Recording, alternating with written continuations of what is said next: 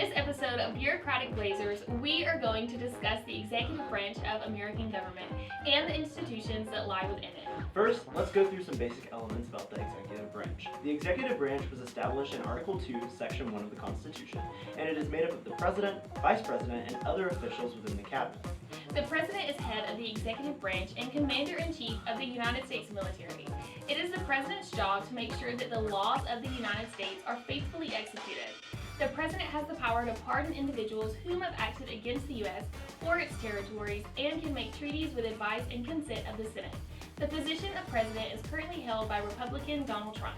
The Vice President presides over the Senate and would become President if the current position holder were to pass away or be removed from office. The Vice President is currently Republican Mike Pence. The Cabinet, not to be confused with a cupboard or a drawer, is a body of appointed officers who advise the President. These Cabinet members are heads of the executive departments of government like the Secretaries of State, Defense, Treasury, and so on.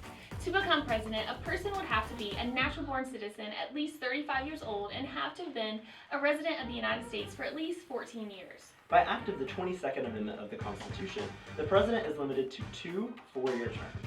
Presidents who have served their 2 full terms have only held the position for 8 years.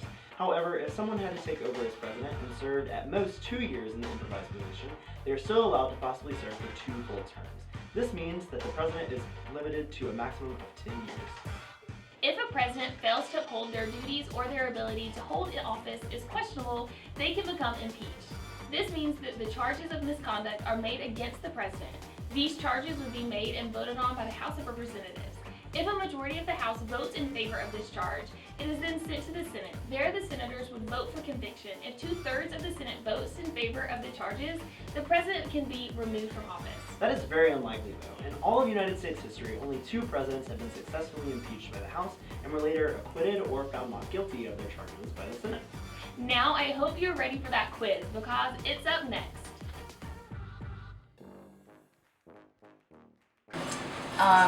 For like when this is extended, so 8 years. It's actually 2.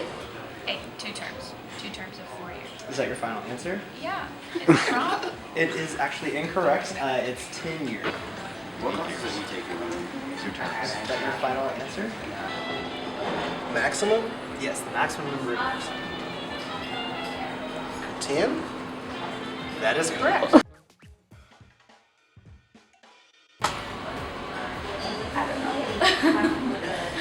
Oh man.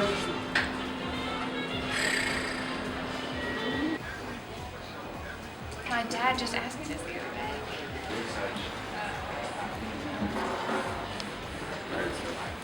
Is the president right after Lincoln? No, I took already. I took international. I don't know his name, but I know it was like it was a long time ago. Unfortunately, Donald Trump.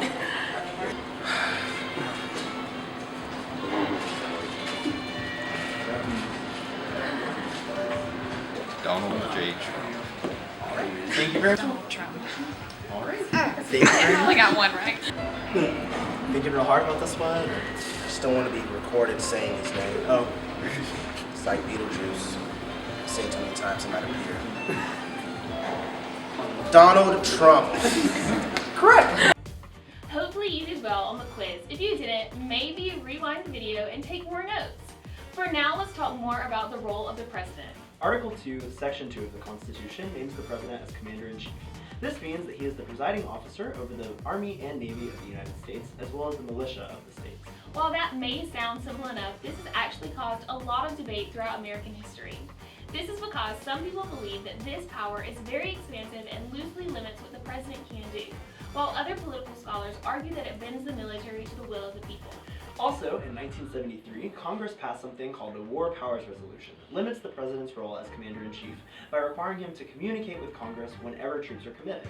It also gives Congress the power to force troops out of an area within 60 days if they do not approve an extension for their stay.